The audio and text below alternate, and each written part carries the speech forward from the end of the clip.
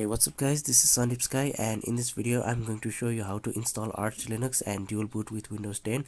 So I have already made this video more than a year ago, but in this video I'm going to explain things which I have missed in my previous video and also explain things in more beginner friendly way. So without wasting any more time, let's get started. So first you need to download these two files. The first file is the Arch Linux ISO file. You can download this file from the official Arch Linux website. And the next file is Rufus, or you can download any similar alternatives. So it is necessary to make a bootable USB pen drive of Arch Linux. After you have downloaded both files, you need to insert your pen drive, which is at least of 8 GB or more. And after that, you need to open Rufus. After opening Rufus, select the ISO file which we just downloaded earlier, and for the partition scheme you need to open your Windows search and search for system information. After that you need to look for BIOS mode. As you can see, mine is UEFI, but yours might say legacy. So if you have a UEFI system, you need to select the GPT partition scheme, and if you have a legacy system, then you need to select partition scheme as MBR. Now you can leave the rest of the settings as it is and click on start. Now this process is going to take some time, so I'm going to cut this part. Okay, so finally this process is completed. Now close everything and then right click on your start menu and click on disk management.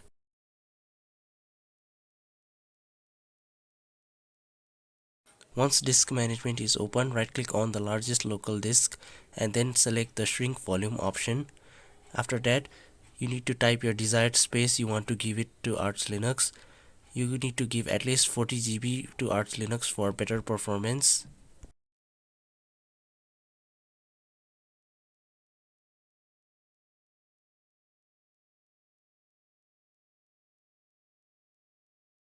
Now once that's done, close everything and then reboot your system and boot into your Arch Linux ISO pen drive.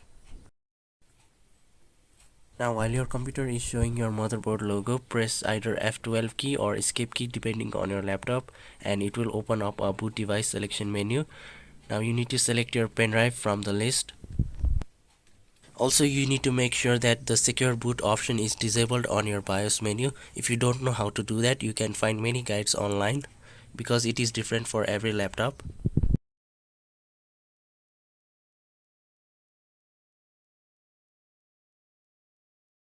So finally we are booted into our Arch Linux pen drive. Our first step is to connect to the internet. If you have an Ethernet connection, you are already good to go. But if you have a Wi-Fi connection, then you need to connect to Wi-Fi using IWCTL command. Now once you are inside a IWCTL interface, type device space list to see your Wi-Fi cards. As you can see, my Wi-Fi card name is WLAN0. Now type station and then your device name, example WLAN0 for me, and then type space and type scan. Now it will scan Wi-Fi around your area. After that, type station and then your device name and then space and type get-networks, and it will list the Wi-Fi networks present in your area. After that, type station and then your device name space connect and then choose your Wi-Fi name. After that, type your Wi-Fi password.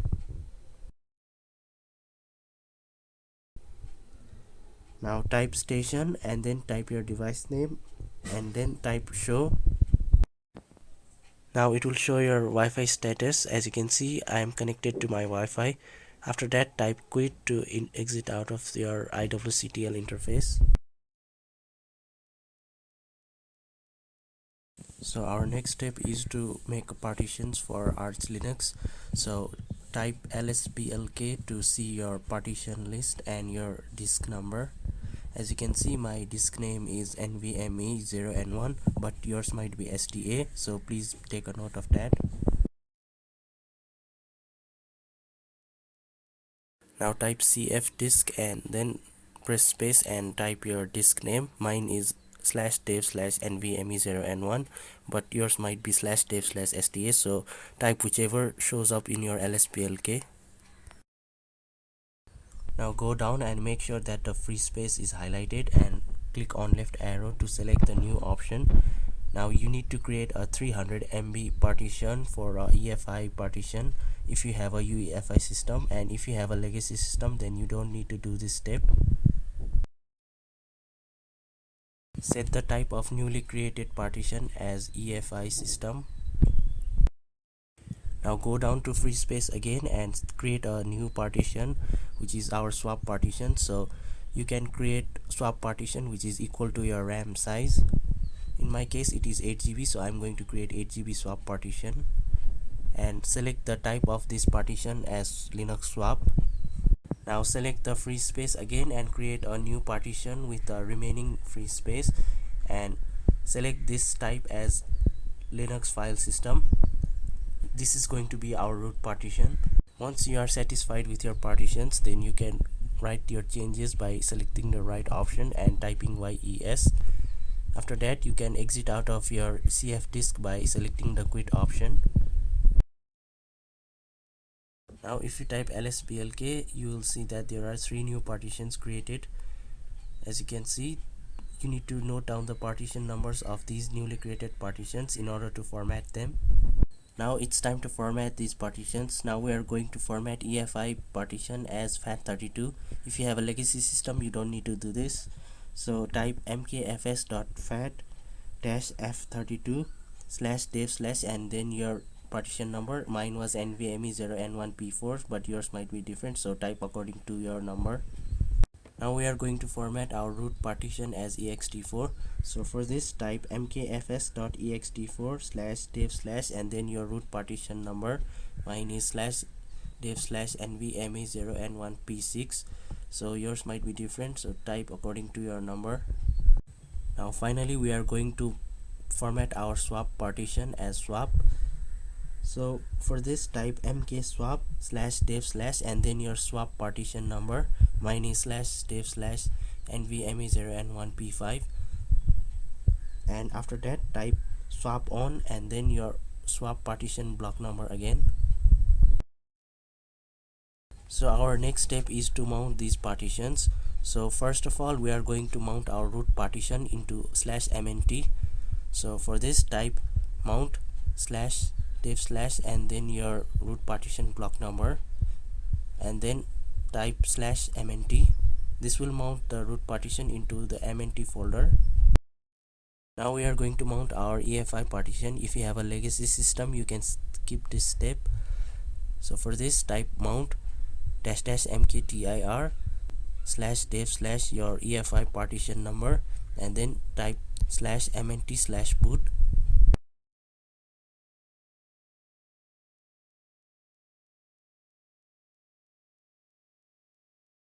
Now we are going to install base system for Arch Linux.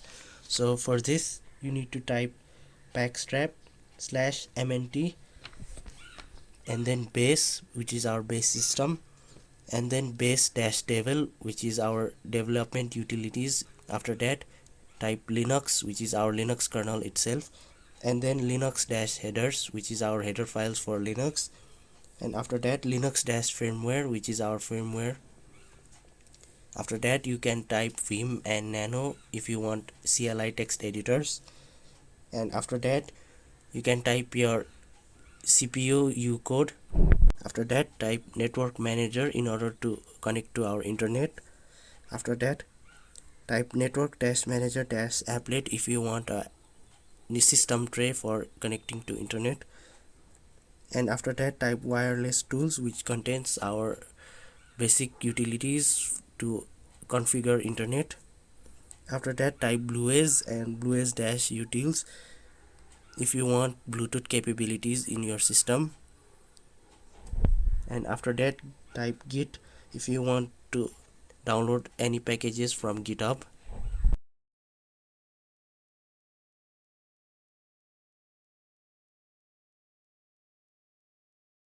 Now this is going to take some time depending on your internet connection, so I'm going to cut this part.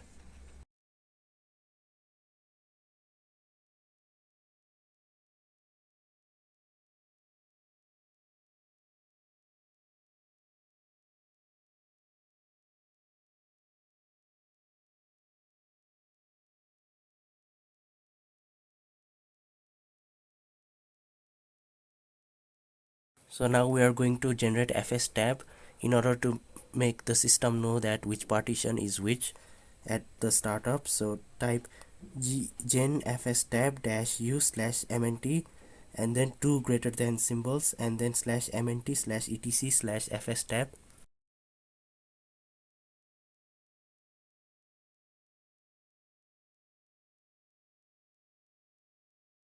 Now we are going to enter our installed base system and configure some things. So type arch-chroot slash mnt to enter our installed system. Now we are going to set our time zone and our locale or language. So for this, type ln-sf slash usr slash share slash zone info and then press your tab key twice and it will show the list of your country or your continent. Just type your country or continent from the given list, then type / and then press tab again. Now it will show a list of cities in your country. So select your city and press space and then type /etc slash local time and press enter.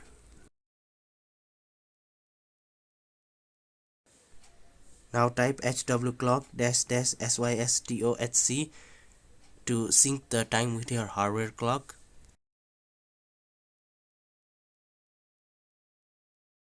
Now we are going to configure our locale and our language.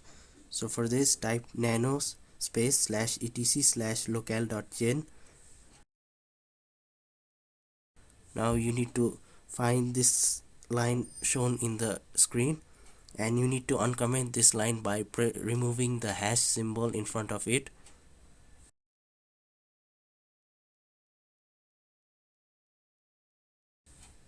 After that, you can save the file by pressing Ctrl+O and you can exit the nano by pressing Ctrl+X. Now type locale-gen to generate the locale file.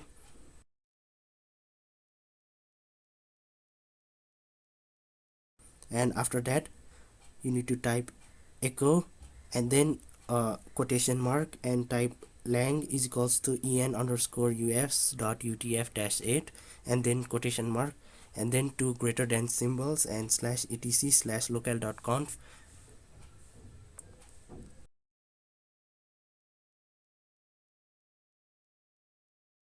After that, we are going to set our hostname for our machine.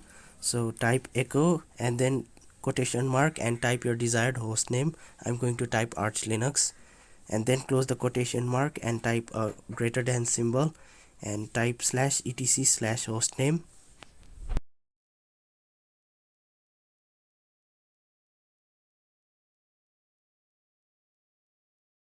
Now type nano /etc slash hosts and you need to type the following in the hosts file and save it.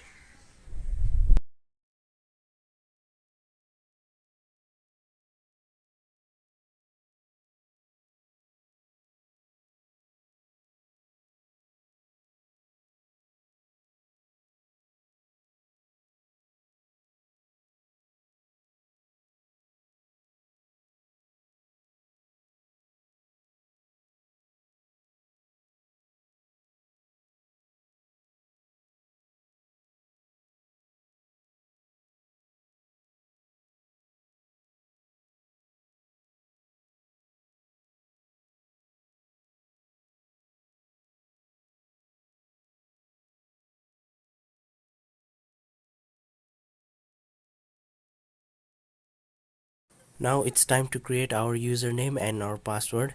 So first of all, type passwd to set our root password.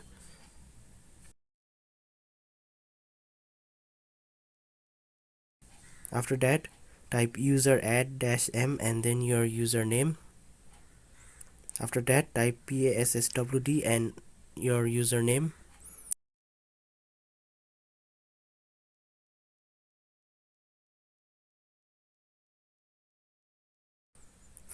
After that, type usermod -ag and then type wheel, storage, power and audio and then type your username.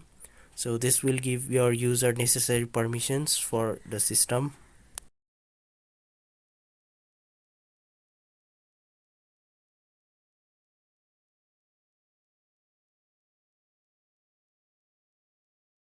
Now we are going to make our user able to execute sudo command. So for this, type nano slash etc slash sudoers.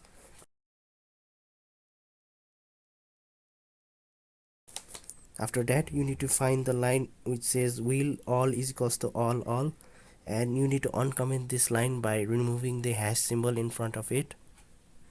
After that, press Ctrl O to save and press Ctrl X to exit.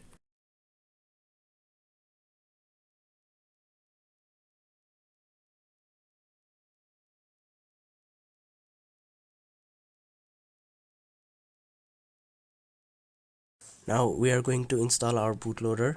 So for this, type pacman-s and then grub, which is our bootloader itself, and ntfs-3g in order to mount our Windows partitions, and os-prober in order to detect other operating systems.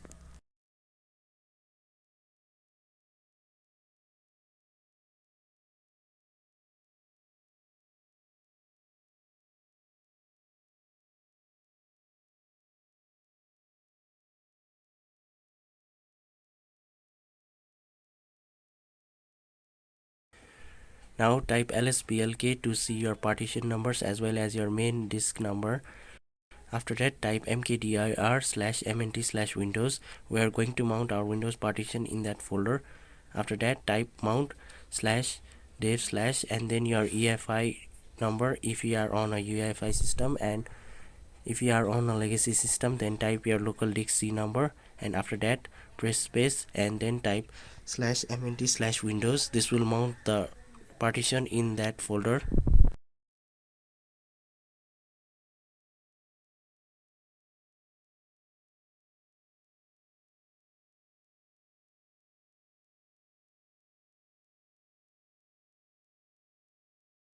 First, I'm going to show you how to install grub on a legacy system.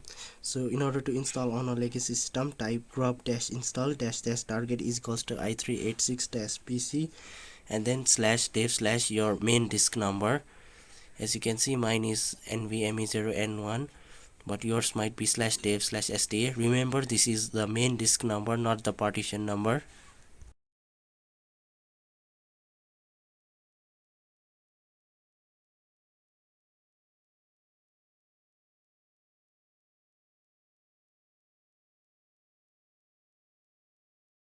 To install grub on a UEFI system, you need to type grub-install -target is equals to x86_64_EFI -EFI -directory is equals to /boot, and -bootloader -id is equals to grub, and press enter.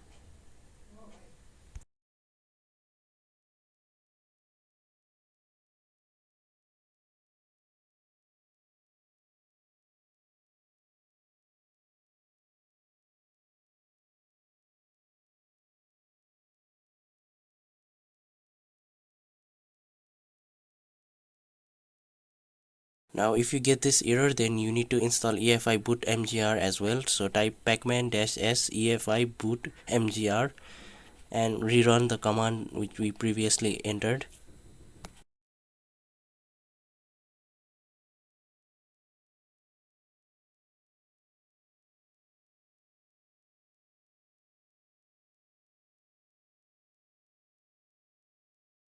Now we need to generate our grub configuration file. So for this, type the command grub-mkconfig-o/boot/grub/grub.cfg. And if you don't see Windows Boot Manager on the list, then you don't need to worry. We can fix this after we boot it into Arch Linux.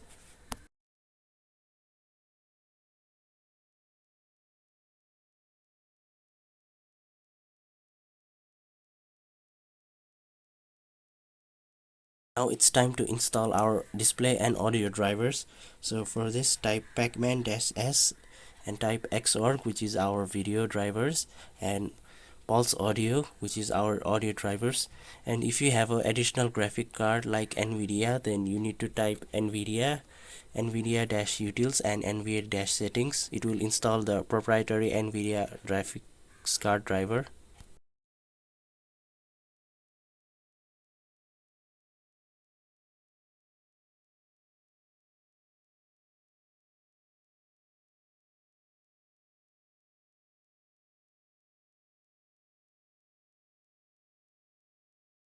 Now we need to enable some services at startup. So type systemctl enable network manager and Bluetooth. So this will enable internet and Bluetooth services at the startup.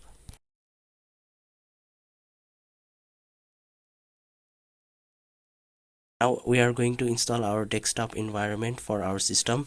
There are many desktop environments, but I'm going to show you for three major ones, which is GNOME, KDE and XFCE. So in order to install GNOME, just type pacman-s and GNOME and it will install GNOME. To install KDE, type pacman-s and plasma and KDE-applications. Now to install XFCE, type pacman-s, XFCE4 and XFCE4-goodies. For the sake of this video, I'm going to install XFCE because it is lightweight.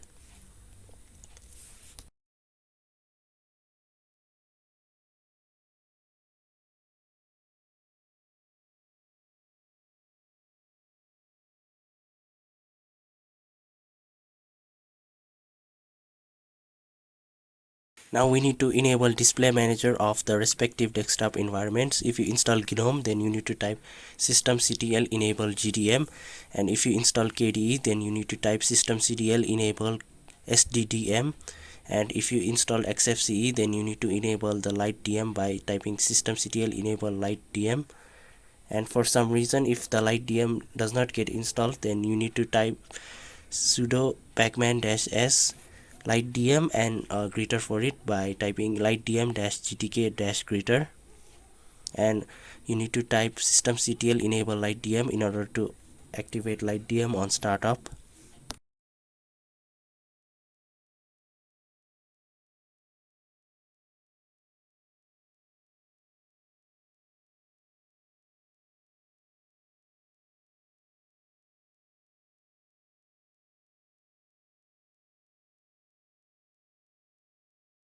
Now type exit to exit out of chroot mode and type reboot in order to reboot our system to check if Arch is installed properly or not. After that, your computer should automatically reboot into Arch Linux and it will show you grub menu. But in case it does not reboot to Arch Linux, then go to your BIOS menu and set the boot priority to grub. As you can see, we have a grub menu for the Arch Linux, but unfortunately we don't have an option to boot into Windows, so we're going to fix that after we boot into Arch Linux. So for now, I'm going to boot into Arch Linux.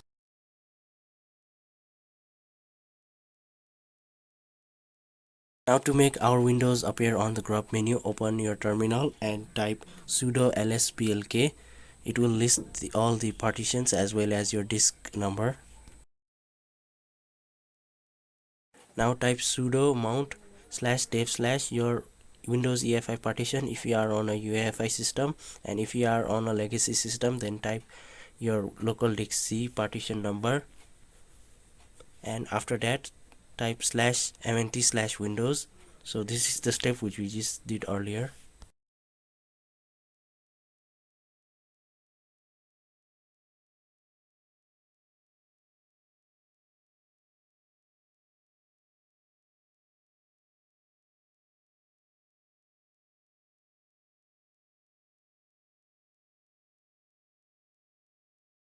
Now type sudo nano/etc/default/grub. Go to the last line and uncomment this line by removing the hash symbol in front of it, and save the file by pressing Ctrl+O and exit by pressing Ctrl+X.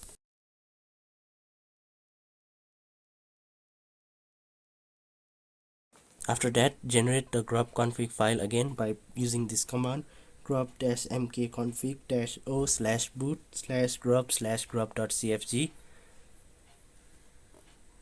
and after generating the grub file, you will see that Windows Boot Manager is now showing. So you will see a grub menu with a Windows Boot Manager option next time you boot.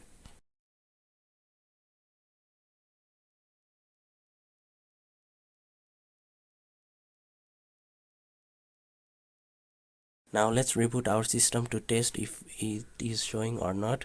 So type sudo space reboot in order to reboot our system.